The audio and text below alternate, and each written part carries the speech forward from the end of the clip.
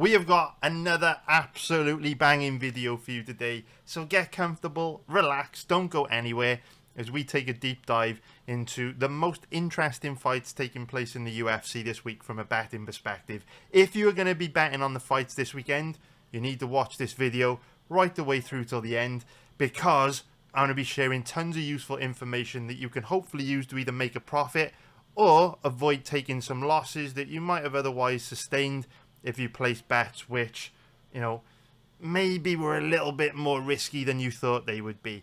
All the information I'm going to be sharing with you today is backed up by many hours of research and over 15 years of experience. I make a profit betting on the vast majority of UFC events. Over the long term, we make a profit on approximately 70% of events, and we absolutely crush it. In fact, I'm going to play you a little clip now of a winner we hit on last week's event in my live betting group, so that you can check it out, see what to expect if you join my live betting group. I think you'll like it a lot. Here it is. So yeah, I would expect this one to be pretty competitive.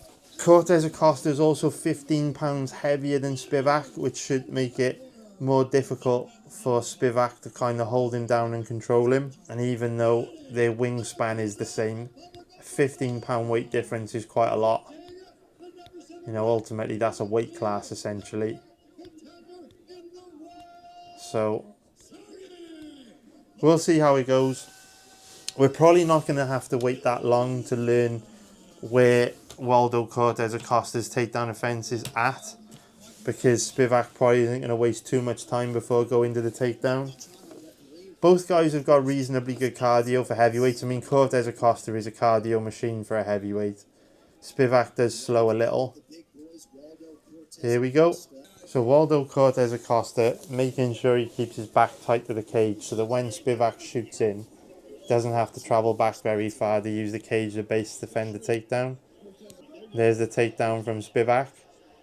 Cortez Acosta immediately back up to his feet. Very interesting.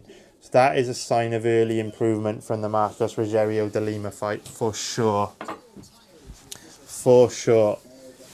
It was far easier to hold Cortez Acosta down in the past than that. Spivak still has the body lock. Good job of getting that underhook in play on the right side from Cortez Acosta. Very nice job here from Cortez Acosta.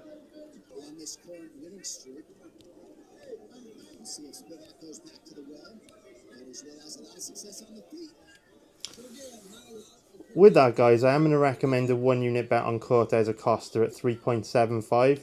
That's 1 unit Cortez Acosta is 4.33 now. About 4.0. 1 unit Cortez Acosta. Spivak had a strong start where he was doing well with his striking, but Cortez Acosta is starting to find his range now and outstrike him. And I like how Cortez Acosta is keeping his back tight to the cage so that when the takedown entries come, he doesn't have to travel back very far to get his back tight to the cage to defend the takedown. On top of that, we know Waldo Cortez Acosta has got great cardio. And when Spivak did get him down, he immediately stood back up. The other takedown attempts that Spivak has thrown have been judo throw attempts, which he hasn't got anywhere near. So for me, round one is quite difficult to score. I think Waldo Cortez Acosta outstruck Spivak. For me, the bet on Cortez Acosta is a no-brainer. Odds of 4.0. And I believe when we bet Cortez Acosta, the fight was close to 50-50. Still believe it's close to 50-50 because we don't know how round one is scored. Although, I do think there's a pretty good chance Cortez Acosta stole round one with our late combination. We've already hit a winner, hopefully on Chicago Fire tonight. Love you, underrated, bro. Love you, Taz, bro. Taz in the fucking trenches in Belgium, staying up late live betting these fights with us when he should be chilling out with his kids playing fucking Mario Kart. You know what I'm saying? Taz in the trenches every week for fucking years with us. Waldo now the favourite. Spivak also wearing more visible damage on his face. But a close fight. Come on, Waldo, get it over the line for us, bro. Waldo's been a bit of a money train for us boys over the years. If you remember, we bet him at big dog odds against Roberto de Spagna as well. I think we hit him for 2 units in that fight, actually, live. I think we bet him twice in that fight, 2 separate 1 unit bets. Many of you have been with me for years. Split decision, Hilty. How many years you guys been with me? Club and sub. How many years you guys been with me? Club and sub. Split decision. Probably been with me for 7 or 8 years at least. Split decision, maybe even more. Split decision, 100 years. You guys know how the cycle plays out. The cycle always plays out the same. We hit a bad patch. 50% of the group leave. And then what happens? We bottom out and we go on a crazy winning run. This is literally what has happened about 5 or 6 times in our 15-year history. Every 2 or 3 years we hit a real bad patch. Half the people lose faith. They think we've lost our edge. They think UFC betting's over. They think we can't make money from live betting on the sport anymore. They think the bookies have got smart and the edge is gone and there's too many sharp bettors, blah, blah, blah, blah, blah. Massive winning run. That's how the cycle always plays out, boys. And we've been saying for weeks. We have been saying for weeks. Every week we get our money into really strong positions on great value underdogs. And what's been happening is these underdogs have been demonstrating bad fight IQ and letting us down, or the judges haven't been kind to us in situations like with Luana Pinheiro where we got her at big dog odds. But I said, hang in there, be patient. Even if Waldo Cortez Acosta loses this fight, boys, I am fucking telling you, I cannot remember a time in the last 15 years throughout my entire career where the odds were this inaccurate. Do not lose the faith. We are going to fucking cook, boys. We are going to absolutely cook. Because every week I am seeing odds that are totally absurd. And we're just not getting the luck at the moment in being able to punish the bookies for it. But this bet was a really good example. When we bet Waldo Cortez Acosta at 4.0 plus 300, it's a 50-50 fight at that point. At worst, it's 60-40 Spivak. And even then, at 60-40 Spivak, there's mega value on Waldo. So, at the end of the day, you already know, because most of you have been with me for like split decision, said 100 years. Oh my God, Waldo Cortez Acosta, is he showboating? I can't tell if he just got caught with a big shot or not. I think he might be showboating. Is he showboating? Or did he actually get hurt? I can't even tell. Dangerous game to play. Big elbow from Spivak. I think he might have been playing possum, but a very, very dumb thing to do when the judges are watching. I think he assumed that was clearer, that it didn't land than it actually was. Because he looks fine. You'd assume if he was badly hurt from that, he would be showing signs of being hurt. For some reason, I think he just wants to keep his back tight to the cage. Instead of being out in this range where Spivak can land big. But very, very risky game plan to be showboating like that. Because the judges might interpret it, he actually hurt. So you can see he's fine here now, chipping away with the jabs, landing the knees. Still can't tell if he was hurt or not. He's such a strange guy. The shot landed, but he immediately recovered. So hopefully, boys, the judges come through for us here. How will the judges have it? Hopefully, boys, the judges come through for us here. Close fight, for sure. But hopefully, boys, the judges will say Mr. Cortez Acosta's name. Close fight, closer than I wanted it to be. But hopefully, boys, we take this. I do have Cortez Acosta winning the first 2 rounds. So fingers crossed, round 3 won't matter. But we'll see how it goes.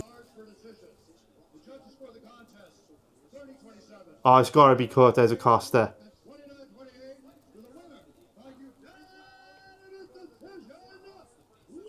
Boys, yo, there we go, boys. We get it.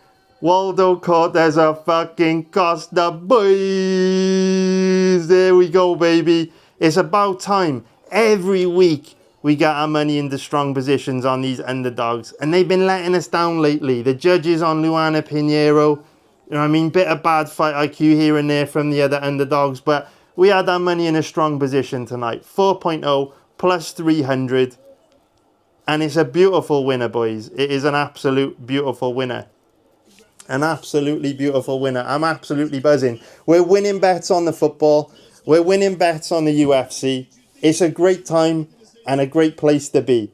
Boys, I love every single one of you, man. ST Hong, Taz, Paul, Split Decision, Widley, Kirby, Chak, Ghoul, Hilty, Lost My Pants. Parlons. Boys, every fucking week you're in the trenches with me. What's up, John? What's up, John? Every week for fucking years, John in the trenches with me. Underrated. And yo, the reason why, how many underrated? How long have you been with me, dude? Maybe like 4 or 5 years. Underrated gets it. Underrated gets it. Underrated wrote an amazing song called "It'll Be Better Tomorrow," and that's why Underrated has stood the test of time. Made a lot of money over the years because he knows no matter how bad things get, you hang in there, stay patient, and it's only a matter of time until it turns around. That's the way it's always been. That's the way it always will be. And that fight is another good example. Boys, we've been saying it for weeks at this point. The odds are insane in live betting at the moment. And it's been so frustrating these last few weeks where we've consistently been getting in on these good value underdogs. And for various reasons, we just haven't been winning. But at the same time, we haven't been losing either. If you look at our performance over the last 2-3 months, it's just break even. Just up and down and up and down.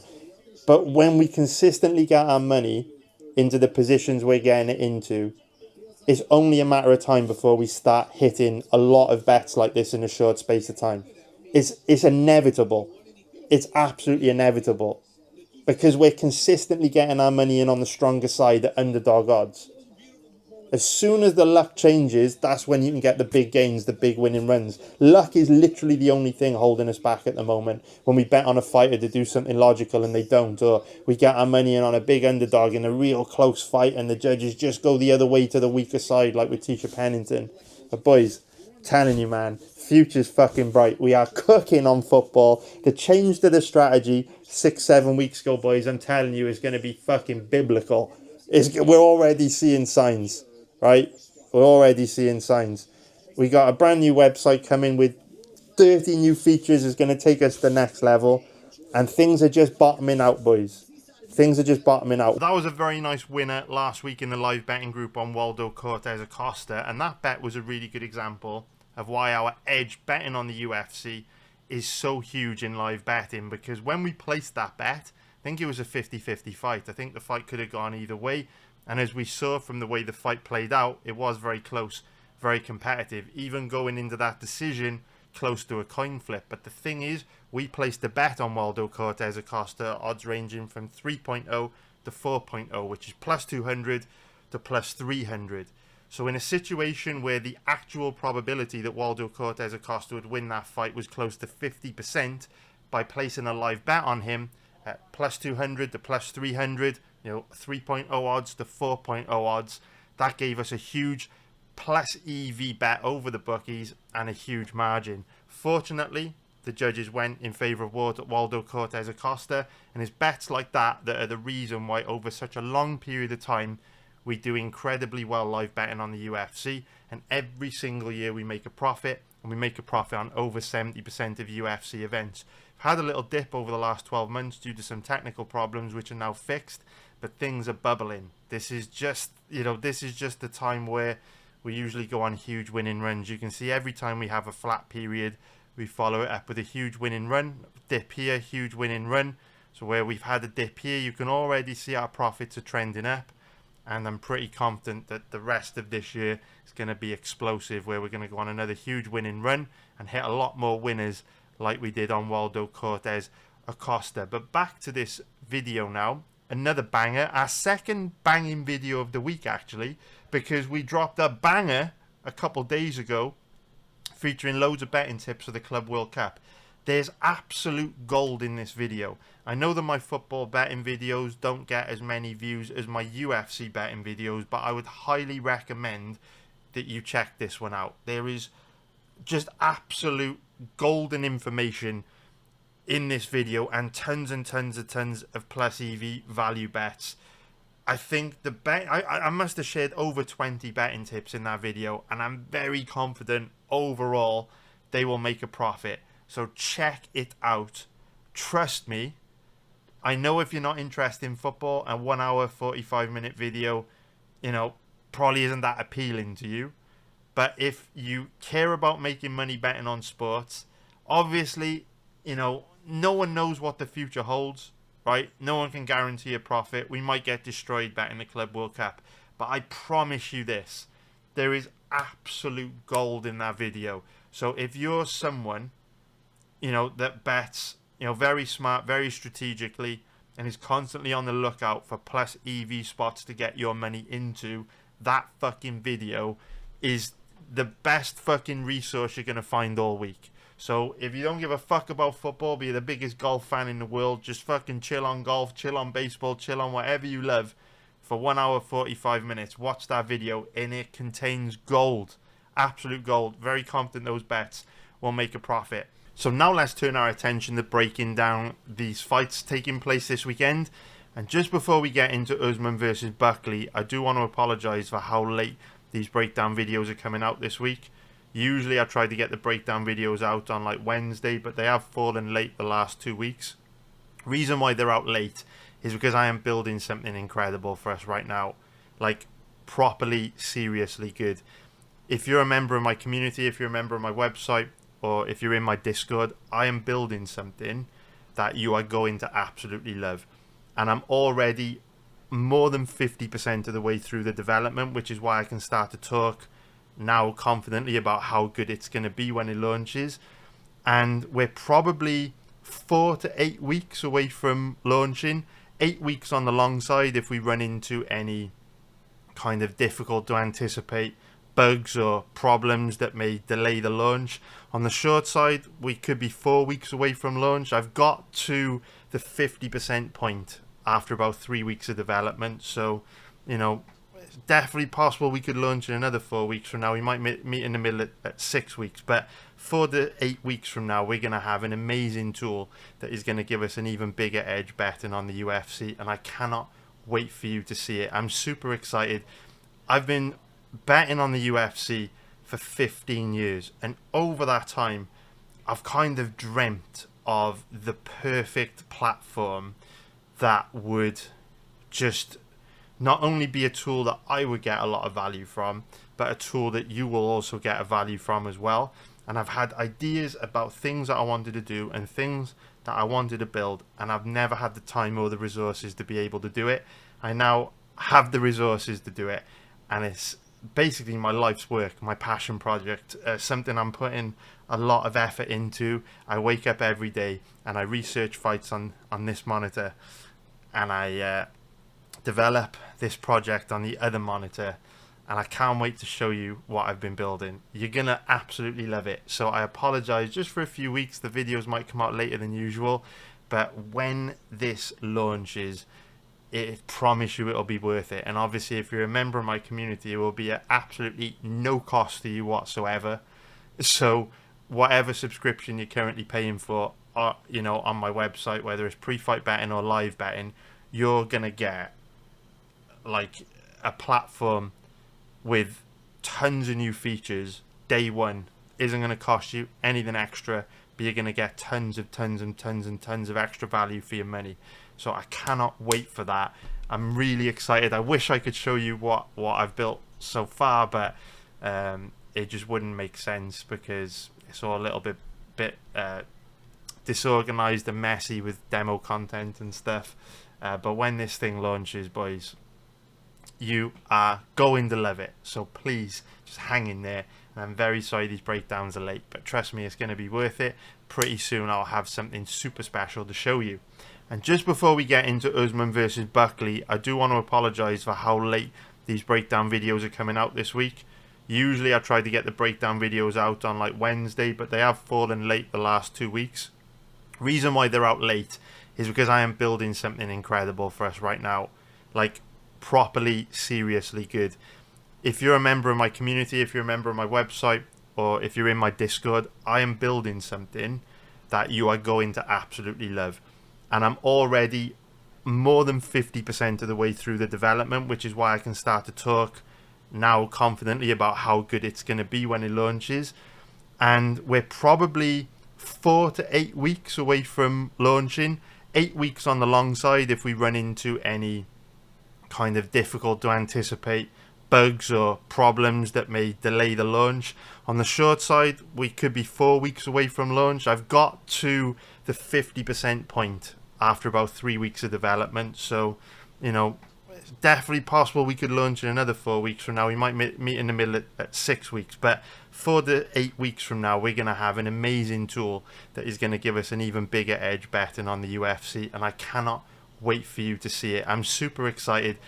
I've been betting on the UFC for 15 years, and over that time, I've kind of dreamt of the perfect platform that would just not only be a tool that I would get a lot of value from, but a tool that you will also get a value from as well. And I've had ideas about things that I wanted to do and things that I wanted to build, and I've never had the time or the resources to be able to do it. I now have the resources to do it, and it's basically my life's work, my passion project, something I'm putting a lot of effort into. I wake up every day and I research fights on this monitor, and I develop this project on the other monitor, and I can't wait to show you what I've been building. You're gonna absolutely love it. So I apologize just for a few weeks. The videos might come out later than usual, but when this launches, I promise you it'll be worth it. And obviously, if you're a member of my community, it will be at absolutely no cost to you whatsoever. So whatever subscription you're currently paying for, you know, on my website, whether it's pre-fight betting or live betting, you're gonna get like a platform with tons of new features day one. Isn't going to cost you anything extra, but you're going to get tons of extra value for your money. So I cannot wait for that. I'm really excited. I wish I could show you what I've built so far, but it just wouldn't make sense because it's all a little bit disorganized and messy with demo content and stuff. But when this thing launches, boys, you are going to love it. So please just hang in there. And I'm very sorry these breakdowns are late, but trust me, it's going to be worth it. Pretty soon I'll have something super special to show you. So now let's jump into the main event of this weekend's card, which is going to be Joaquin Buckley versus Kamaru Usman. So we'll start off by taking a look at the odds, and we can see that Buckley is a pretty big favourite at average odds of about 1.36, which is going to be minus 278 for an implied probability of 74%. And then we've got the average odds on Usman of around 3.20, which is going to be plus 220 for an implied probability of 31%. Usman is 38 years old, 6 foot tall with a 76-inch reach. Buckley is 31 years old, 5'10" with a 76-inch reach, and this fight is taking place at welterweight, which is important to state because both these guys have obviously fought at both middleweight and welterweight in the past, and size matters in MMA. This is a very interesting fight and a very interesting main event, and I think Usman is a very live underdog in this fight. And as ever, instead of just throwing out baseless opinions from hazy memories, I'm going to be showing you guys a lot of video footage to back up the reasons why I think Usman is a very live underdog in this fight, because we know the footage doesn't lie.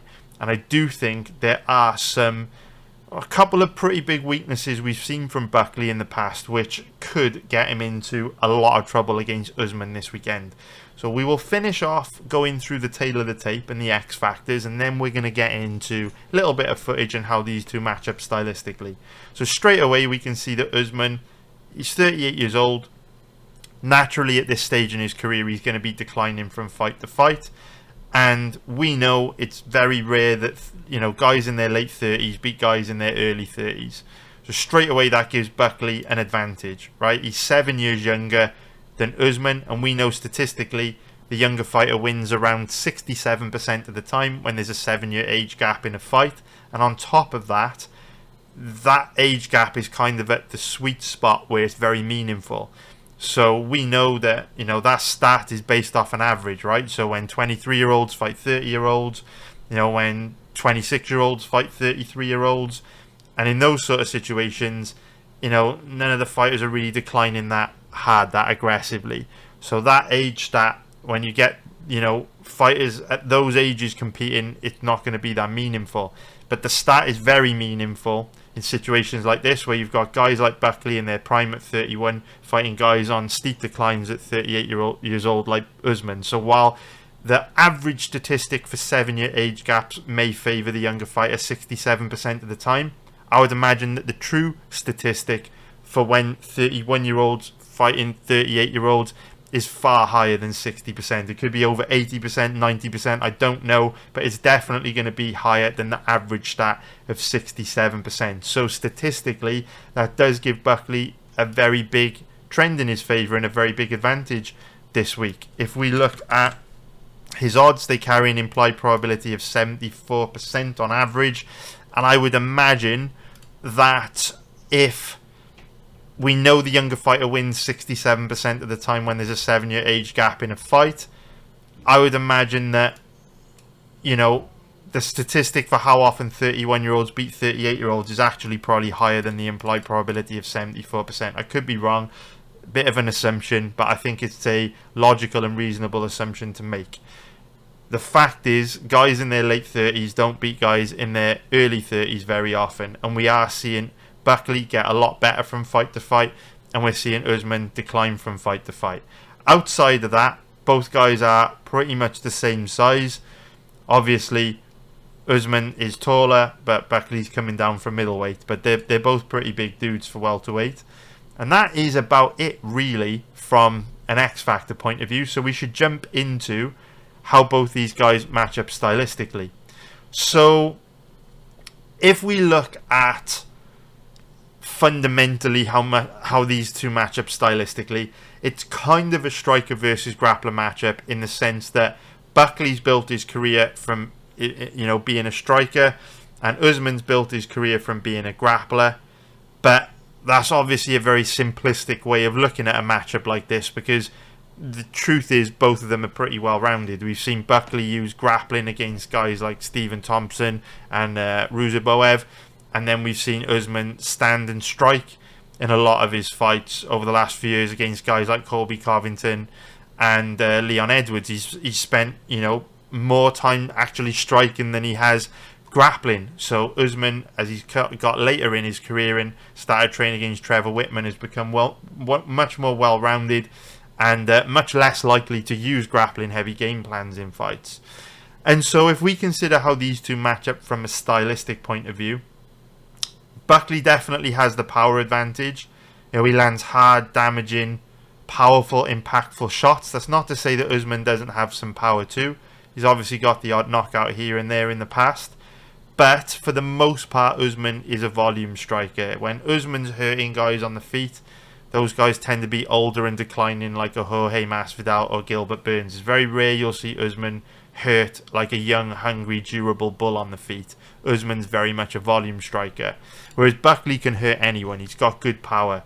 Having said that, Usman is incredibly durable. He's had 24 pro fights, and if we scan through his record, he's only ever been KO'd one time against Leon Edwards. And to be fair to Usman, that was a little bit of an anomaly, a little bit of a strange outcome. You know, he was 56 seconds away from going to a decision, so he got caught, he got knocked out, but point being, it's very difficult to knock Usman out. You know, he's incredibly durable, he's got a great chin. Even at this stage in his career, we haven't really seen his durability or chin go. Yes, he was flash KO'd by Edwards, headshot dead, but outside of that, we haven't even really seen him rocked or wobbled or dropped or anything like that. He's incredibly durable, and yeah, for a 38-year-old, still looks pretty good, to be fair. Although we know that can change a lot from fight to fight at this stage in his career. So in terms of how these two match up from a stylistic point of view, I actually think visually it'll be pretty close. Both of them, you know, I would imagine this will be a bit of an ugly fight on the feet. And what I mean by that is, neither of them are particularly technical strikers. So what you tend to get from Usman is Usman will plod forward and fight from behind the jab.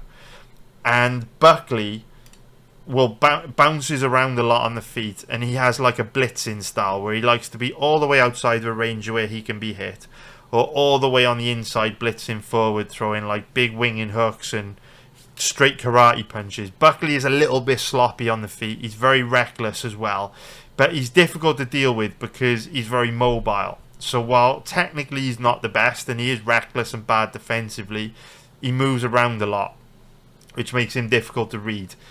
So on the feet, it's going to be tricky for Usman because Usman likes to fight in that boxing range in a phone booth right in front of you, and he's not really a dynamic counter striker, and he's not, a lifelong high level striker either.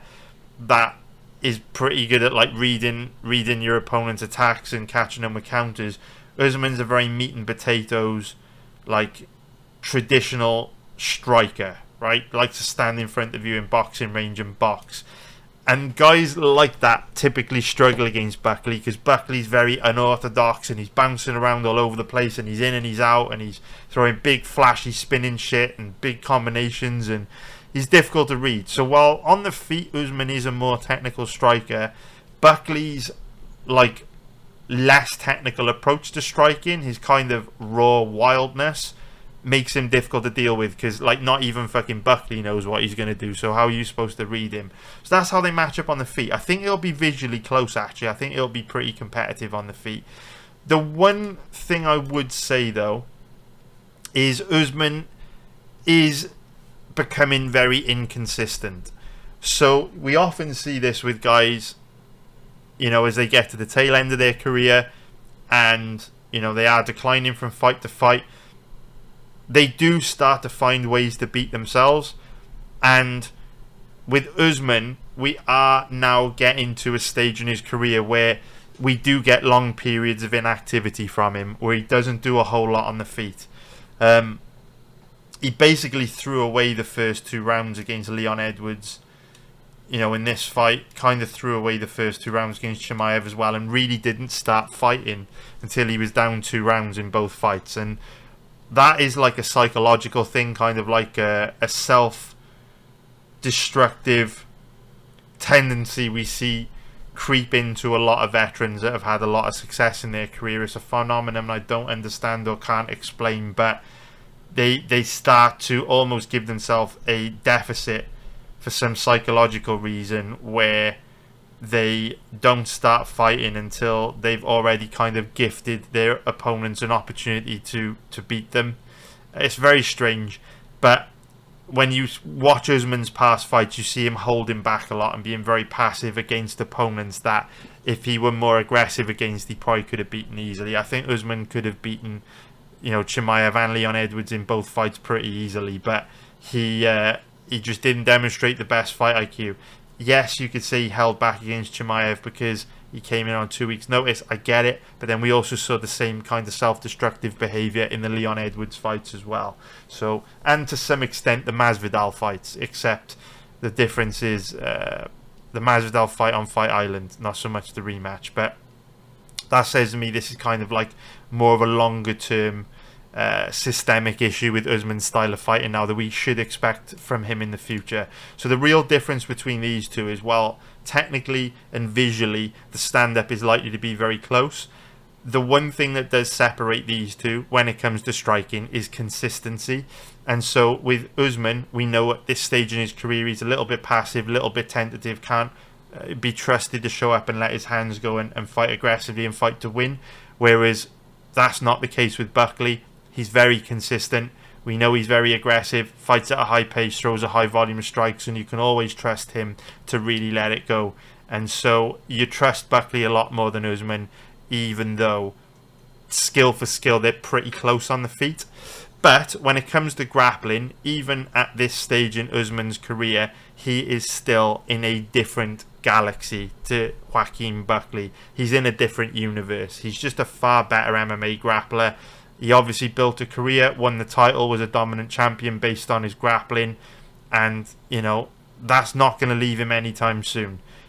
Levels and levels and levels and levels above Buckley when it comes to MMA grappling. And I'm going to show you some footage in a moment which kind of proves that if Usman were to come into this fight with a grappling heavy game plan, he is very, very, very, very, very likely to win. The problem with this fight is Usman can't be trusted to use a grappling heavy game plan, because if he would have used a grappling heavy game plan against Leon Edwards, he would have beaten Leon Edwards in both of these fights. But he didn't grapple anywhere near as much as he should have, and as a result, enabled Edwards to win a close decision when he had hometown advantage on his side. So this is one of those fights where it's a very good stylistic matchup for Usman if Usman shows up and fights to his full potential, because he can match Buckley on the feet, and he has a huge advantage when it comes to grappling. But at this stage in Usman's career, 38 years old, you can't trust him to be aggressive on the feet, which means he might get outworked by the young, hungry bull in Buckley. And you can't trust him to grapple as much as he should, because in fights over the last couple of years against Edwards, he has just fought very dumb. And these are the concepts that we talk about every week in the live betting group and every week in these videos, where fighting is not something that we can view through a linear lens. A lot of people talk about mixed martial arts in terms of absolutes and in a very linear fashion, in terms of this is what this guy's going to do and this is what this guy's going to do, and every time those two guys fight, this is how it's going to play out, and if you don't predict that correctly, you're a fucking fraud, right? That's how a lot of people in this game talk. They talk in terms of absolutes. They don't understand the depth and the complexity of mixed martial arts, and the fact that professional sports at the highest level, quite often a mental game, and quite often when you're dealing with fights at this level, they're going to be decided by strategy, decision making, and the ability to execute a plan. It's not so much about the skills, it's about this, what's going on between the ears, right? And it's about consistency. And in situations like this, with fights like this, they're very difficult to predict, because if you research the strengths and weaknesses of both fighters, you would sell your house and you would go and bet it on Kamaru Usman, because skill for skill, this is an easy fight for Usman, and there's not a single thing Buckley does better than Usman. Buckley doesn't have a single advantage outside of flash KO in Usman. If both guys show up and perform to their full potential, Buckley basically can't win outside of a flash KO. And with Usman only being KO'd one time in 24 pro fights, that's not that likely. The problem with betting on mixed martial arts, and where it gets really complicated and complex, is that fighters show different versions of themselves, and they're quite often inconsistent, and you never know which version you're going to get. And the problem with a guy like Usman is, while we can study his past fights and identify he's better than Buckley everywhere, we can also study his past fights and see that he holds back a lot on the feet, and he often doesn't grapple as much as he should, which are self-destructive tendencies, and, you know, show the mental side of his game is not where it used to be, and it will make it from here on out difficult to trust Usman. And so that's where this game gets really complex. But what I'm going to do is show you a little bit of footage of Buckley now, so that you can kind of see why this is a difficult fight to call, and why Usman's a very live underdog. So we are going to go to Buckley's last fight. I hate how Fight Pass auto plays that audio. I do apologize, guys. It always does that. It's very annoying. But anyway, we are going to start off with Buckley's last fight against Colby Covington, because, hey, you're only as good as your last fight. And this fight gives us the best indicator as to what to expect from Buckley this weekend. So we're going to be focusing on Buckley's takedown defense in this fight. Needless to say, while Colby Covington is a former NCAA Division I level wrestler, Colby's never had the best grappling control or the best takedown entries for mixed martial arts. He does lack physicality. He's got an abundance of great cardio, but physicality, he's not the strongest, most physically imposing grappler, whereas Kamaru Usman is, and doesn't have the best takedown entries either, although to be fair, with Kamaru Usman's injured knees, neither does he. So here's the first real takedown attempt that Colby commits to towards the end of the first round, and we can see again takedown comes for the most part above hip height, which gives Buckley the opportunity to get that underhook in play on the right side pretty early doors. And we can see Buckley does a really good job of using the cage to defend this takedown. He has a nice wide base against the cage. He's showing good balance. He's looking strong, and he understands the importance of getting underhooks in play nice and early to make it very difficult for Colby to get in on the legs and take him down. So good stuff there from Buckley. Really good takedown defense. We now go into round 2. And you can see another little takedown entry here. You can see here Buckley reads the entry. And again, you look at the position of his right arm. He's got that underhook in play. Clears his legs. And Colby doesn't get anywhere near it. So really good work from Buckley there. Now in the round, deeper into round 2. Another laboured takedown entry from Colby. But you can see Buckley's got good takedown defense because he understands if you get that underhook in play nice and early, it gets very difficult, or it becomes very difficult for your opponent to get in deep enough on your legs to upset your balance. And you can see that underhook is in here. And so he gets his back against the cage, creates that nice wide base with his legs. And that underhook makes it very, very, very difficult for Colby to get this takedown. And you can see Buckley is nice and strong. And he's making life difficult for Colby here.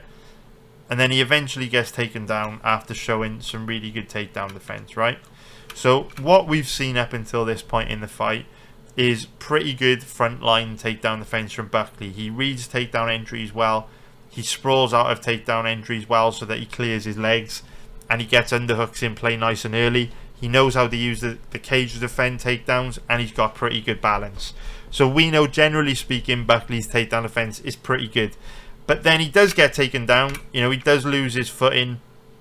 And Colby gets him down here. And this is where we start to see some issues with Buckley. So, you know, when we look at Buckley in this position, Colby doesn't have a whole lot here, right? Doesn't have control of the body. He's kind of hanging onto the legs, but doesn't have a tight grip.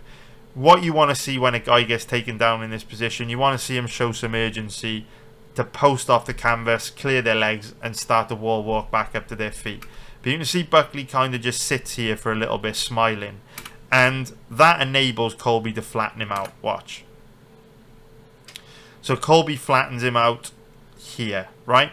So now, Buckley's in a far worse position. From here, Colby doesn't really have very much. Doesn't really have control of the legs. Doesn't have control of the body. And there's a lot of space in here for Buckley to clear his legs and stand back up. Because he hesitates, he gives Colby the thinking time to flatten him out. And now you can see Colby's in half guard with a position to now create a barrier between Buckley's left side and the cage, making it more difficult for Buckley to wall walk.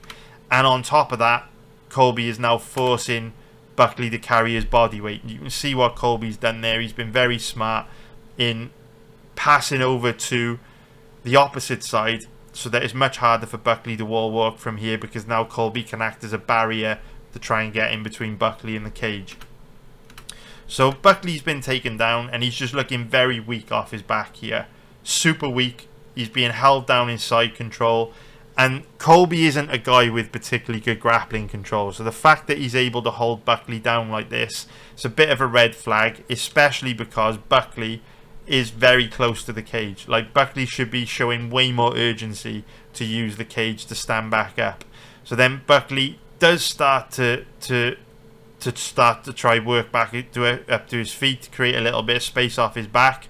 And you can see that Colby is working hard to make sure he stays in between Buckley and the cage, making it harder for Buckley to wall walk.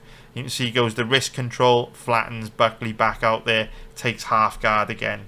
So you can see Buckley just very weak on the ground, very, very green, not making the best decisions. And because Buckley is thinking slow and hesitating a lot, he's giving the superior grappler in Colby Covington time to put him in consistently worse positions. So you can see now he's gone from half guard to side control, and again Colby is taking away Buckley's ability to wall walk. But Buckley's a strong guy, clears his legs out from underneath Colby, scrambles back up to his feet. So to the naked eye, when you're watching that fight, you know, you'd be thinking, oh, no big deal, Buckley's been taken down, but with a minute and a half, or within a minute and a half, he's been able to work his way back up to his feet, right? The average person watching this fight won't really have registered that within that, you know, 1 minute 30 sequence, Buckley showed us a lot of red flags that a very high level MMA grappler like Kamaru Usman, with far stronger grappling control than Colby Covington, could potentially make him pay for way more than Colby could. Because if you think about Colby Covington's career, in the UFC, when you look at his MMA grappling, he's very much like Merab Dvalishvili, right? We were talking about this when we were breaking down the Dvalishvili versus O'Malley fight last week, where guys like Colby, guys like Merab Dvalishvili, they're good MMA grapplers, they're good wrestlers, but they're not physically imposing, right? That's the reason why Dvalishvili shoots 49 takedowns against Peter Yan. Khabib Nurmagomedov never had to shoot 49 takedowns against anyone because his grappling control was so strong that once he got you down, he could hold you down.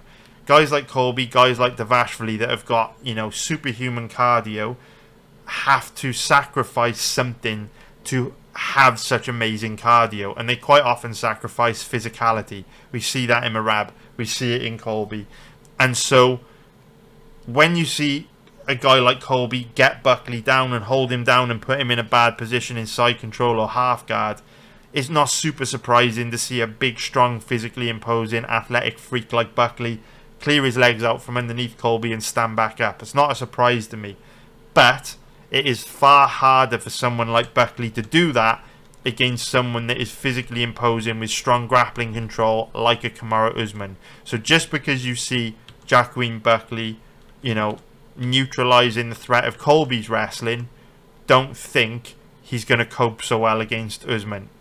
We can't be sure. There's definitely opportunities for Usman in this fight. So anyway, Colby in on a single leg, and Buckley sprawls out of it. Again, Buckley, pretty good takedown offense, good ability to read his opponents. He's mounted Colby here, but Colby sneaks out the back door pretty quickly. We keep scrolling through. Another takedown attempt here from Colby coming up. There he is. And Buckley reads it, shows him strong hips, shuts him down. Then they both get into a bit of a scrambly sequence here on the ground. Buckley flattens Colby out, but by this point, Buckley is taking a lot. By this point, Colby's taking a lot of damage. Right, the fight actually gets stopped due to the damage that Colby has sustained shortly after this. But you just see in this sequence here, Colby ankle picks Buckley and is able to get into top position. Buckley attacks with this inverted triangle, but obviously isn't going to really cause a high level grappler like Colby a problem, and because Buckley is so high up on the torso of Colby, it's only a matter of time before he loses that position. So again, Buckley ends up on the bottom here with 2 minutes 10 seconds left to go, and he's in this closed guard position. Now obviously what you want to see in this position is Buckley show a bit of urgency to get back up to his feet, or at a minimum try and scoot his butt over to the cage so that he can start the wall walk. Whenever you see a fighter just lying in closed guard like this without really attempting to get back up, it's a bit of a red flag, especially against a guy like Colby Covington that doesn't have the heaviest top game. So what this little sequence shows me is, again, Buckley is quite weak off his back and has potentially a lot of issues on the ground that Kamaru could potentially exploit, because you see him just lying here in this closed guard position, not really trying to open his guard up, not trying to push off on the hips of Colby. Like, look at this. Look at what Buckley does here, where he's like, yo, he ain't doing nothing, he's holding me down. That is a huge red flag in MMA. Whenever you see a fighter do that, it's a huge red flag, because rather than complaining to the referee, trying to get the crowd's attention that, the guy on top isn't doing anything, you should instead be trying to work back up to your feet. Don't be looking for help from the crowd or the referee.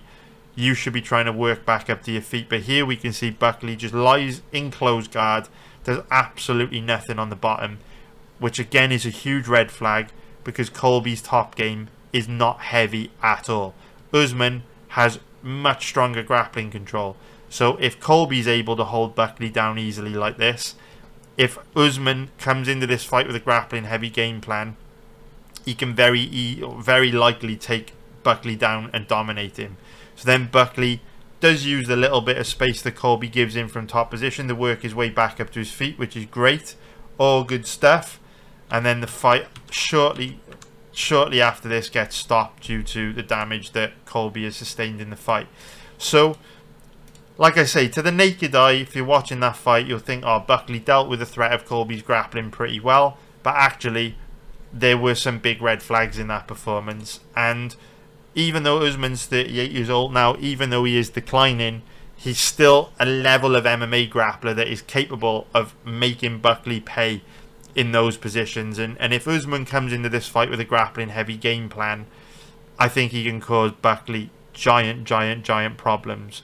So this fight is definitely dog or pass. You would be crazy to bet on Buckley as a big favourite, in my opinion, based on what I've just shown you, because Usman's one of the best MMA grapplers in the history of the welterweight division.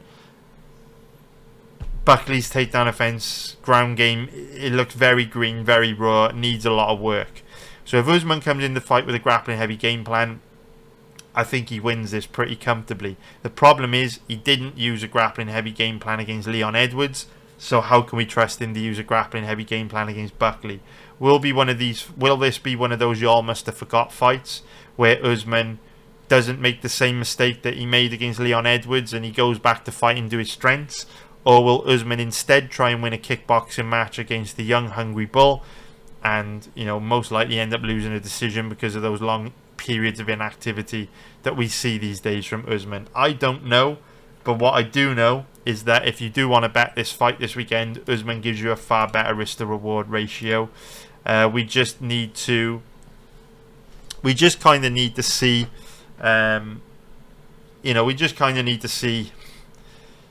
what version of Usman we get, and it is risky to bet on either of these guys pre-fight. I'm really hoping we can make some money on this one in live betting. Very tempting to bet Usman pre-fight, but because I think this fight is going to be very close, I would prefer to live bet it, because I think if a strong opportunity to make money does emerge on this matchup, I think we'll get an opportunity to take it live. So if you're not in my live betting group, why aren't you in my live betting group? Like, we make a profit on almost 70% of events over the long term.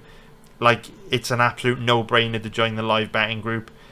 But if you're not, for whatever reason, in a live betting group and you do want to bet this fight, it has to be Usman. It has to be. Is Usman most likely to win? No. You know, the age stats are the age stats. If you want my pick on the fight, it's going to be Buckley. But from a betting point of view, Usman's going to give you the far better risk to reward ratio, because why would you bet $1,000 on Buckley to make $360 profit when you could bet $1,000 on Usman to make $2,200 profit? And we know Buckley has a major weakness that Usman can potentially exploit. No brainer to take Usman. So if we look at the over-under on this one, I do think it's very likely this fight goes deep. If you look at Buckley's record, he does frequently go deep in fights. You know, round three, decision. If you look at Usman's record, he obviously has the same thing, bit of a decisionator.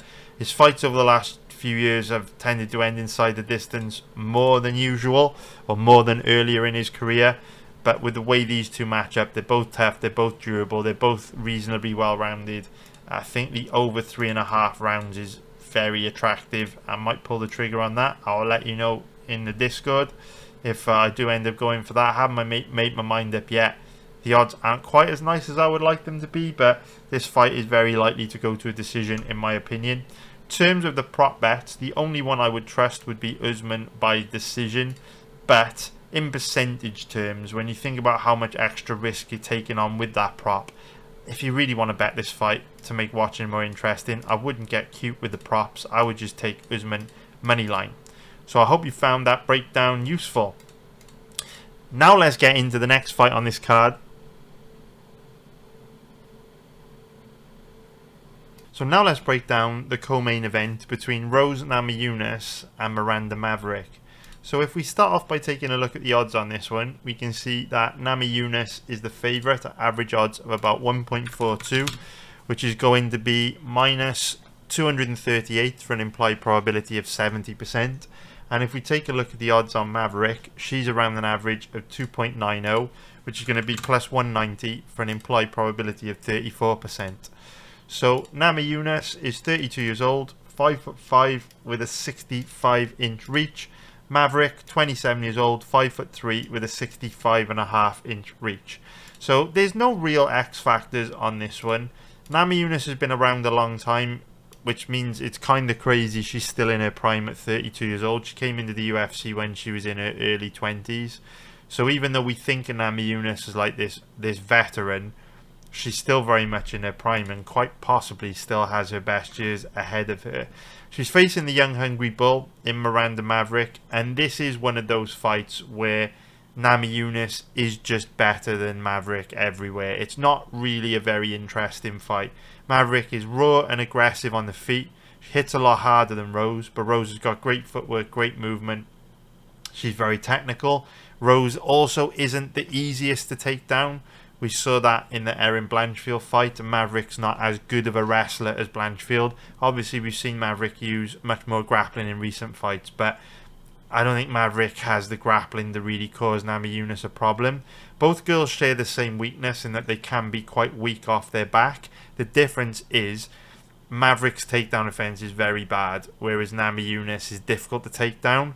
So with them both being weak off their back, that's a far bigger issue for Maverick, because it's easier to put Maverick on her back than it is Namajunas. So this is a bit of a boring fight from a betting point of view, not the most interesting, because on the feet Namajunas is the more skilled, the more technical, better defensively, better footwork, better movement, should just be able to chip away at Maverick and outpoint her. And on the ground, Namajunas also has a pretty big advantage there as well. Maybe this is one of those situations where the young, hungry, up-and-coming bull kind of uses her hunger and her aggression to outwork the more passive veteran. Namajunas can be a little bit passive at times, but if both these girls show up and perform to their full potential, should be an easy night's work for Rose. In terms of the over-under on this one, we can see that the fight is very likely to go to a decision in the eyes of the bookies, and I would agree with them. If you look at Maverick's record, she's an absolute decisionator, and so is Rose, with her last 4 fights going to a decision. So obviously you can't bet on the over, the odds are too steep, but certainly wouldn't be betting on the under either. The only prop I would consider would be Namajunas by decision, but the odds aren't great on that, so I would give it a miss. Now let's break down the fight between Andre Petroski and Edmund Shahbazyan. So if we start off by taking a look at the odds, we can see the Shahbazyan is the favourite at average odds of about 1.55, which is going to be minus 182 for an implied probability of 65%. And if we take a look at the odds on Petroski, he's around an average of 2.50, which is going to be plus 150 for an implied probability of 40%. So Petroski is 34 years old, 6 foot tall with a 73-inch reach. Shahbazyan, 27 years old, 6 foot 2 with a 75-inch reach. So both guys about the same size and nothing really too notable in terms of age. So this fight is going to come down to pacing and cardio. So again, people look at the sport through a very linear lens and they evaluate cardio often in a very linear way, but what we should be doing is focusing on output. And in fights like this where we know both guys have a tendency to slow down, we need to focus very much on how much energy both guys are exerting. So Shahbazyan slows down a lot in all of his fights, so does Petroski, but the rate at which they both slow down is very much linked to how much energy they exert. So for example, if you look at Petroski's last fight against Rodolfo Vieira, he didn't really slow down very much, but that's because he was quite passive, held back a lot, and conserved energy throughout the fight by pacing himself very well. Shahbazyan doesn't tend to do that. Even though Shahbazyan has a tendency to slow down in every fight, he's very aggressive in every fight, and a lot of the reason why, a lot of the time he slows down because his output is so high. So even though Petroski's cardio looked better against Vieira, and the layman may look at a fight like this and say, well, Petroski's cardio is getting better, therefore that gives him a bit of an edge over Shahbazyan. It is worth noting that Vieira did give Petroski lots of opportunities to recover in that fight and pace himself, whereas Shahbazyan fights at a much higher pace than Vieira. And so Petroski's cardio is likely to suffer as a result, and Petroski's cardio could look even worse than Shahbazyan's in this matchup. So we could talk a lot about how both these guys match up from a stylistic point of view. We can talk about how Shahbazyan has a big advantage when it comes to striking, because he's more technical and he hits harder, and Petroski's sloppy and bad defensively. We could talk about how Petroski's got, really strong grappling control, and how Shahbazyan can be a bit weak off his back. But ultimately, this one's going to come down to who paces himself better, who manages their cardio better, who manages their energy levels better. And there's no way for us to predict that before the fight takes place because we don't know what's going to happen in the fight. So my lean would be Shahbazyan on this one. I think he can outwork Petroski to a decision. The real difference between these two is when they both get very tired, the wheels come off Petroski and he falls apart.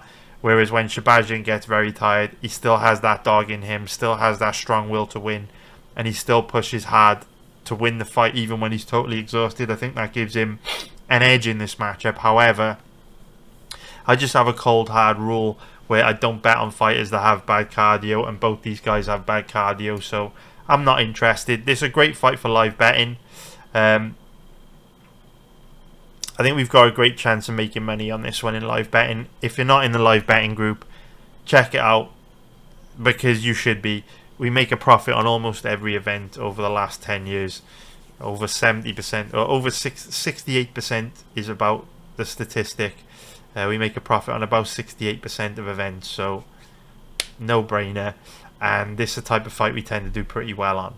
So in terms of the over-under on this one, we can see that the over 1.5 rounds is set at 1.67.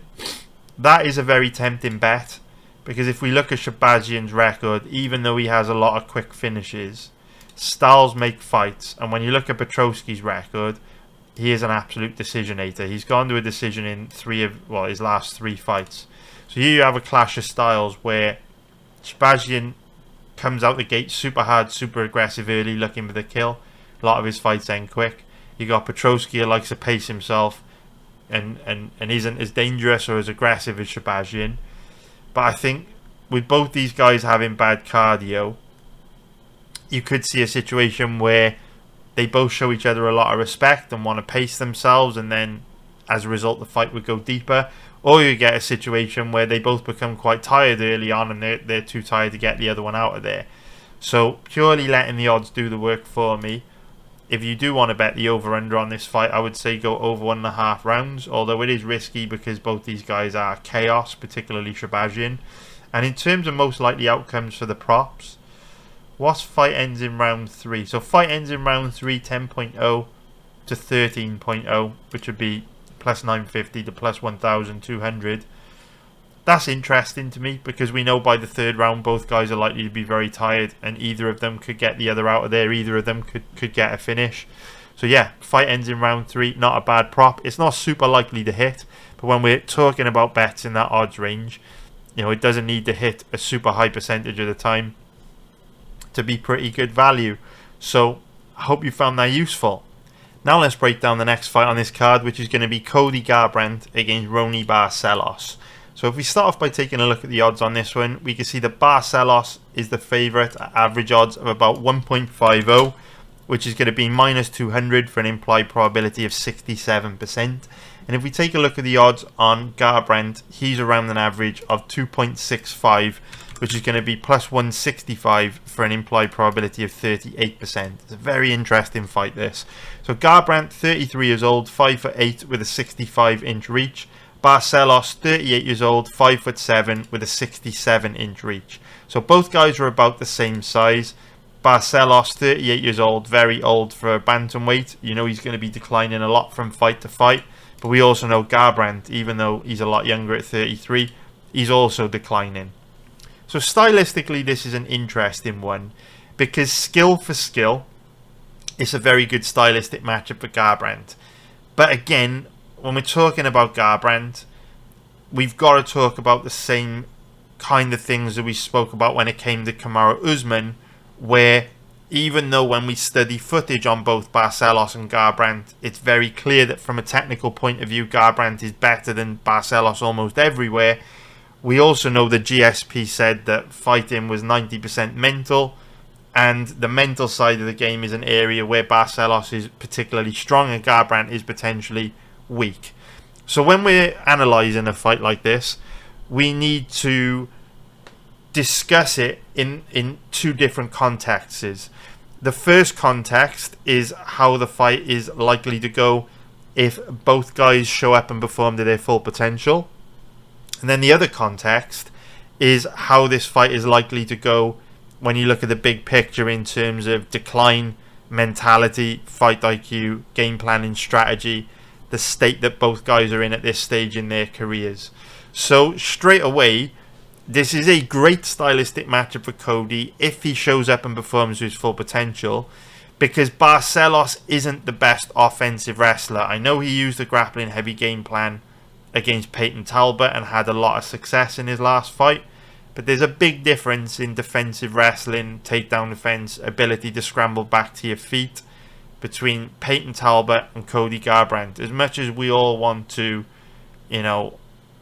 not me personally, but as much as the MMA community loves to want to shit on a guy like Cody Garbrandt for his career falling apart, which I don't think is a very cool thing to do, but as much as people want to bask in the glory of Garbrandt's suffering, fundamentally he still has some of the best takedown defense in the history of the bantamweight division.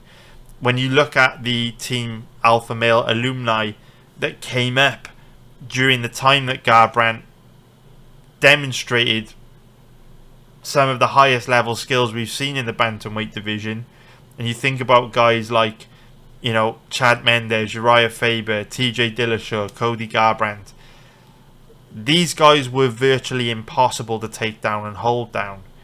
And really, we've never seen anyone have any success on the ground against Cody up until his last fight against Davison Figueiredo, which was a bizarre performance.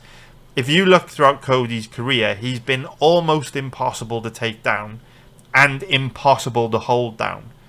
Like, the guy's takedown defense is incredible. Very, very difficult to hold down. And this is what made him one of the greatest bantamweights of all time, because he was a very high level striker and wrestlers had no chance against him because he had the takedown defense to keep the fight standing, where he had an edge over almost everyone in it. Well, he did have an edge over everyone in the division when he was champ, right? So Cody's takedown defense and ground game is absolutely elite before he fought Davison Figueiredo. And then in the Davison Figueiredo fight, for whatever reason, his takedown defense was bad and he looked very weak on the ground.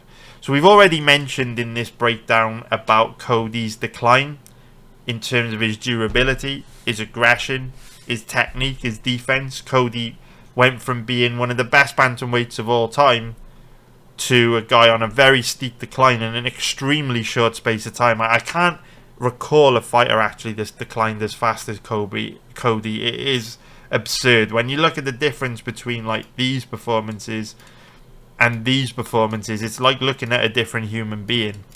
But with that said, the Davison Figueiredo fight gives us a tricky conundrum to process and figure out, because based on Cody's body of work throughout his career, Barcelos doesn't possess the offensive wrestling or MMA grappling to cause Cody a problem. But based on the Davison Figueiredo fight, he does. So again, here we're in a situation where we're trying to determine how meaningful that Figueiredo fight was, and try to gauge what level of defensive wrestling Cody has in 2025, right? There's two ways to look at the Figueiredo fight. You can look at it, or actually there's three ways. We'll go through each of the three. The first way you could look at it, you could go, well, Cody was a very high level striker with amazing defense, with bulletproof takedown defense, an amazing ground game. He was almost impossible to hold down. Cody's one of the best bantamweights of all time. But we've seen him decline across the board in all of the areas we just mentioned. Therefore, if we know his durability has declined and his speed has declined and his reflexes has declined and his striking's declined, it's reasonable for us to assume that his defensive wrestling, his ground game has declined as well. And that is what explains Cody struggling so bad on the ground against, to be fair, a pretty average grappler in Figueiredo. There'll be bunch of people rush into the comments on YouTube to tell me I'm wrong and Figueiredo's an amazing MMA grappler, but he isn't. And so for Cody to struggle as bad on the ground against someone like Figueiredo is a huge red flag for me. So is his takedown offense, his ground game declining because everything else is declining? Maybe his balance is going a little bit. Maybe he's not as strong on the ground as he used to be. That's one explanation. That's one possibility. Was it just a bad night? Did Figueiredo catch him off guard? You know, Figueiredo doesn't usually use grappling heavy game plans. He usually stands and strikes. So did Cody come into that fight expecting a stand-up fight, and then when Figueiredo took him down in round 2, it kind of caught him by surprise? That's why Figueiredo caused him so many problems in that second round, because Cody won the first round against Figueiredo, in my opinion. You know, did Figueiredo have the element of surprise on his side? Was it just a bad night at the office for Cody? We all have bad days at the office, right? We all have bad days at work. But how do we interpret that Deiveson-Figueiredo fight, right? Well, we always say you're only as good as your last fight, and your last fight gives us the best indicator of what to expect in your next one. So if Cody looked terrible on the ground against a pretty average grappler in Figueiredo, that's probably the most likely version of him that exists in 2025. It's less likely that was an off night. And there were a lot of red flags that Cody demonstrated on the ground in that matchup. So, based on their body of work throughout their careers, Barcelos doesn't have the wrestling to cause Cody a problem, but he might have the wrestling to cause this version of Cody a problem. And so, without knowing what version of Cody we're going to get, it's a little bit difficult to gauge what probability Barcelos has of having success with his wrestling. Now, in terms of how these two match up when it comes to striking, that's an interesting one, because again, Garbrandt has a big advantage when it comes to striking. Barcelos isn't as durable as he used to be. He's not as sharp as he used to be. You know, like I just said, we saw Cody win the first round against Figueiredo, and then he's won his last 2 stand-up fights. So a sharp Cody, even though he's not as good as he used to be, still technical, still has good footwork, still has good movement, he's likely going to be able to outpoint an older, declining 38-year-old Barcelos. So this is one of those fights very similar to Usman versus Buckley, where Garbrandt at this stage in his career, I'm not going to say he's better than Barcelos everywhere, because Barcelos is a better grappler, but Barcelos doesn't have the offensive wrestling to cause Cody a problem on the ground, so long as Cody shows up and looks like he usually does, instead of the weird version of him we got against Figueiredo, right? But that Figueiredo fight, it could be the new Garbrandt, it could be the new normal for him. So this fight is an interesting one, because again, like with Usman against Buckley, I feel Garbrandt has all the skills he needs in order to win, more than capable of beating Roney, but what's going on in between the ears usually decides the outcome of fights like this. And just like Usman versus Buckley, while Garbrandt has superior skills compared to Barcelos, Barcelos has superior fight IQ and mentality compared to Garbrandt. So is this one of those fights that is going to be decided by consistency and mentality, or skills and ability? And it probably comes down to what version of Cody we get, right? Because we talk about consistency. If Garbrandt shows up and performs his full potential, Barcelos is in a lot of trouble. So it's one of them fights, without knowing what version of Cody we're going to get because of his inconsistency, very difficult to predict. For that reason, in situations like this, you're probably better off going dog or pass. Like I say, you can't trust Cody. I wouldn't bet him personally. But if you do want to bet this fight, I don't see the point in betting on a 38-year-old Brazilian at big favourite odds that could really struggle to impose his grappling. And if this fight stays standing, it's probably going to be a difficult night for him. I wouldn't bet this fight personally, but Cody probably gives you the better risk to reward ratio. But let me know what you think. In terms of the over-under on this one, I would say I would prefer to bet on this fight not to go to a decision. Just because at this stage in their careers, they're quite old, they're quite fragile. if Barcelos uses a grappling heavy game plan and is as aggressive with his wrestling as he has been in his last 2 fights against Talbot and Quinones, I think based on Garbrandt basically rolling over and quitting against Figueiredo, I think there's a good chance Barcelos will stop Cody on the ground if he uses a grappling heavy game plan. And then, you know, with the fact that Barcelos is 38 years old, the fact that we know Cody is chinny, if the fight stays standing, good chance one of these guys gets knocked out. So I would prefer to have money on the fight not to go to a decision, just because I don't feel either of these guys are particularly durable at this stage in their career. That might be a little bit harsh on Barcelos, right? You know, he's only been finished one time in many fights in his possibly his entire UFC career, but at 38 years old, we know he's not going to be the most durable. Father Time's undefeated. So, prop bet wise, let's take a look. So, what's Barcelos inside the distance? Terrible odds. Barcelos by decision. God, this is laid out not the best. Not terrible odds. Yeah, I would give the prop bets a miss, guys. I would give them a miss. But I hope you found that useful. Now let's break down the fight between Alonzo Menifield and Omar Sy. So if we start off by taking a look at the odds on this one, we can see that Omar Sy is the favourite. Another huge favourite. Average odds of about 1.14, which are going to be minus 714 for an implied probability of 88%. And if we take a look at the odds on Menifield, he's around an average of 6.0, which is going to be plus 500 for an implied probability of 17%. So Menifield is 37 years old, 6 foot tall with a 76-inch reach. And Sy is 29 years old, 6 foot 4 with an 83-inch reach. So we can see that Menifield is a lot older than Sy. 8 years older, and also Sy has a 7-inch reach advantage.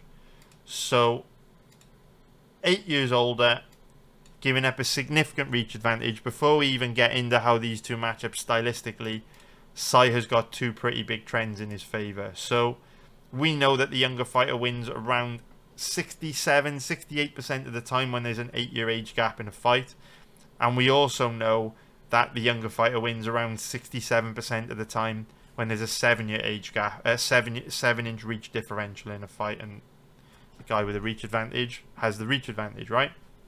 So when you compound those two statistics together, Sy's compounded chance just based on those strong trends start to justify him being a big favourite, right?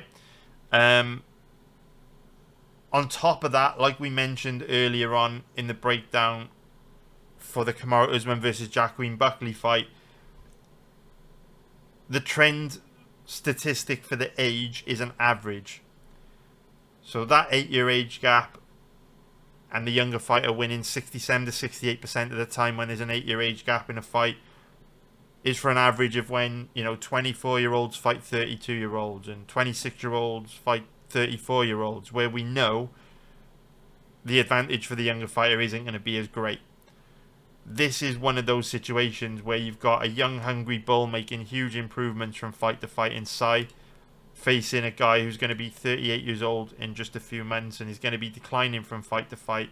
So these two are at the stages of their career where those age stats become very meaningful. And I would imagine that if you measured how often 29-year-olds beat 37-year-olds in MMA fights, you would find yourself in a situation where the stat is far higher than the average of 67%, probably above 80%, I would imagine. So 2 huge trends in favour of Sy. They don't go all the way towards justifying him being this big of a favourite, but they do highlight how difficult of a fight this is likely to be for Alonzo Menifield. And so, in terms of how these two match up from a stylistic point of view, it is a good fight for Sy. And I do think that Sy has got all the skills required to be a future champion. He didn't look the best in the first round of his last fight against Da Woon Jung. But, you know, even though he slowed down in that fight, didn't look as good as he had in past fights. We've got to remember he's very young for a light heavyweight. 29 years old. It's a baby for this division. What we do see from Sai is a very well-rounded skill set. Reasonably technical striking. Good MMA grappling. And Sai is one of these guys that at this stage in his career is probably better than Menifield everywhere. Menifield does hit hard, but slows down his fights we're on, can be a little bit passive and tentative at times, doesn't have the best fight IQ. This is a pretty good fight for Sai, and I would expect him to maybe not win comfortably. This may be a 3-round war of attrition where Sai fights very safe and paces himself and just kind of chips away and outpoints Menifield. But at the end of the night, Sai should be the one to get his hand raised. So in terms of the over-under, this one's reasonably likely to go deep. So if we take a look at the over-under on this one, the over 1.5 rounds is very tempting. If we look at Menifield's record, he does frequently go to a decision. And if you look at Sai's record, even though he does have a lot of quick finishes, he does go the distance as well from time to time. And I think this is likely to be one of those classic examples of a guy that now he's facing a step up in competition, you'll start to see him go to a decision way more often rather than racking up these finishes against really low level fighters. Like if you look at the records of the guys that he's been finishing, 26-17, 5-0, 0-0, 1-0, 0-0, 0-0. So yes, he has finishes against guys with decent records, but the majority of his finishes have been against a very low level of opponent, and he faced a step up against Darwin Jung, and all of a sudden he doesn't look that dangerous, right? So the over 1.5 rounds is very, very tempting. I might pull the trigger on that. I will let you know. Both guys are tough and durable. The only prop I would consider would be Sai by decision, but the odds aren't very great. So I would give that a miss. So I hope you found that breakdown useful. If you did, please hit the like button. Subscribe if you haven't already. I'll be back next week with another video. Hope we can make some money this weekend. Check out my live betting group if you're not in it. You really should be. I love you all, boys. I hope you do great this weekend. Take care, everyone. Bye. Now let's break down the next fight on this card, which is going to be Mansur Abdul-Malik versus Cody Garbrandt. So if we start off by taking a look at the odds on this one, we can see that Abdul-Malik is an absurdly big favourite at average odds of about 1.13, which is going to be minus 769 for an implied probability of 89%. And if we take a look at the odds on Brundage, he's around an average of 6.50, which is going to be plus 550 for an implied probability of 15%. So Abdul-Malik is 27 years old, 6'2" with a 79.5-inch reach. Garbrandt, 31 years old, 6 foot tall with a 72-inch reach. So that is a very, very nice 7-inch reach advantage for Abdul-Malik. Both guys are about the same age. We know statistically fighters that have a 7-inch reach advantage go on to win around 67% of the time. So that's a pretty big edge there for Abdul-Malik. This is a very good stylistic matchup for Abdul-Malik. He is athletic, he's powerful, he's aggressive, he's making huge improvements from fight to fight. We know Cody doesn't have the best cardio, not the strongest offensive wrestler, he's bad defensively, not that dangerous on the feet. This is one of those fights where Abdul-Malik should win very easily. He should overwhelm Cody with power and strength and physicality and aggression. Cody doesn't really have the technique, the striking, the grappling to compete with Abdul-Malik anywhere. And even though Abdul-Malik is a big, strong, muscular guy that could fade his fights we're on, Cody has bad cardio, so he's not that well positioned to make Abdul-Malik pay if Abdul-Malik were to slow. Brundage would probably be even more tired.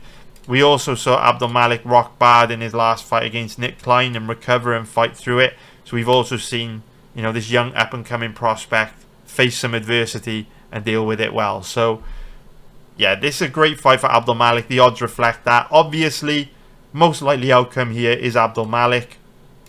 But it makes no sense to bet $1,000 on him to make $130 profit. So if you really, really, really, really want to bet this fight, and I don't know why you would, but if you really want to, you have to take Brundage. He does give you, he does give you a better risk to reward ratio, right? But it's a tough path to walk trying to make a profit betting guys like Cody Brundage in fights like this, because he's going to lose a very high percentage of the time. So yes, he gives you the better risk to reward ratio, but I don't know why you'd want to bet this fight. The odds are absolutely dead, and Abdul-Malik should win easily. So in terms of the over-under on this one, we know Abdul-Malik is very aggressive. If you look at his record, bunch of very quick finishes, and so the under 1.5 rounds is most likely to hit here. You know, Brundage isn't the best defensively, standing up or on the ground. So very likely this fight ends quick. We saw how aggressive Abdul-Malik was in his last fight against Klein. That's the reason why he got caught. So most likely outcomes under 1.5 rounds, but the odds are dead. I wouldn't touch that. Then for props, most likely outcome is Abdul-Malik by knockout or TKO, but the odds are absolutely terrible. So I would give the props and the over-under a miss. I hope you found that useful. Now let's break down the fight between Alonzo Menifield and Omar Sy. So if we start off by taking a look at the odds on this one, we can see that Omar Sy is the favourite, another huge favourite. Average odds of about 1.14, which are going to be minus 714 for an implied probability of 88%. And if we take a look at the odds on Menifield, he's around an average of 6.0, which is going to be plus 500 for an implied probability of 17%. So Menifield is 37 years old, 6 foot tall with a 76-inch reach, and Sy is 29 years old, 6 foot 4 with an 83-inch reach. So we can see that Menifield is a lot older than Sy, 8 years older, and also Sy has a 7-inch reach advantage. So 8 years older, giving up a significant reach advantage. Before we even get into how these two match up stylistically, Sy has got two pretty big trends in his favour. So we know that the younger fighter wins around 67-68% of the time when there's an 8-year age gap in a fight, and we also know that the younger fighter wins around 67% of the time when there's a 7-year age gap, a 7-inch reach differential in a fight, and the guy with the reach advantage has the reach advantage, right? So when you compound those two statistics together, Sy's compounded chance just based on those strong trends start to justify him being a big favourite, right? On top of that, like we mentioned earlier on in the breakdown for the Kamaru Usman versus Joaquin Buckley fight, the trend statistic for the age is an average. So that 8-year age gap and the younger fighter winning 67-68% of the time when there's an 8-year age gap in a fight is for an average of when, you know, 24-year-olds fight 32-year-olds and 26-year-olds fight 34-year-olds, where we know the advantage for the younger fighter isn't going to be as great. This is one of those situations where you've got a young, hungry bull making huge improvements from fight to fight in Sy, facing a guy who's going to be 38 years old in just a few months and is going to be declining from fight to fight. So these two are at the stages of their career where those age stats become very meaningful. And I would imagine that if you measured how often 29-year-olds beat 37-year-olds in MMA fights, you would find yourself in a situation where the stat is far higher than the average of 67%, probably above 80%, I would imagine. So two huge trends in favour of Sy. They don't go all the way towards justifying him being this big of a favourite, but they do highlight how difficult of a fight this is likely to be for Alonzo Menifield. And so, in terms of how these two match up from a stylistic point of view, it is a good fight for Sy, and I do think that Sy has got all the skills required to be a future champion. He didn't look the best in the first round of his last fight against Da Woon Jung, but, you know, even though he slowed down in that fight, didn't look as good as he had in past fights. We've got to remember he's very young for a light heavyweight. You know, 29 years old, it's a baby for this division. What we do see from Sy is a very well-rounded skill set. Reasonably technical striking, you know, good MMA grappling, And Sai is one of these guys that at this stage in his career is probably better than Menifield everywhere. Menifield does hit hard, but slows down his fights where on, can be a little bit passive and tentative at times, doesn't have the best fight IQ. This is a pretty good fight for Sai, and I would expect him to maybe not win comfortably. This may be a 3-round war of attrition where Sai fights very safe and paces himself and just kind of chips away and outpoints Menifield. But at the end of the night, Sai should be the one to get his hand raised. So in terms of the over-under, this one's reasonably likely to go deep. So if we take a look at the over-under on this one, the over 1.5 rounds is very tempting. If we look at Menifield's record, he does frequently go to a decision. And if you look at Sai's record, even though he does have a lot of quick finishes, he does go the distance as well from time to time. And I think this is likely to be one of those classic examples of a guy that now he's facing a step up in competition, you'll start to see him go to a decision way more often rather than racking up these finishes against really low level fighters. Like if you look at the records of the guys that he's been finishing, 26-17, 5-0, 0-0, 1-0, 0-0, 0-0. So yes, he has finishes against guys with decent records, but the majority of his finishes have been against a very low level of opponent, and he faced a step up against Darwin Jung, and all of a sudden he doesn't look that dangerous, right? So the over 1.5 rounds is very, very tempting. I might pull the trigger on that. I will let you know. Both guys are tough and durable. The only prop I would consider would be Sai by decision, but the odds aren't very great. So I would give that a miss. So I hope you found that breakdown useful. If you did, please hit the like button. Subscribe if you haven't already. I'll be back next week with another video. Hope we can make some money this weekend. Check out my live betting group if you're not in it. You really should be. I love you all, boys. I hope you do great this weekend. Take care, everyone. Bye.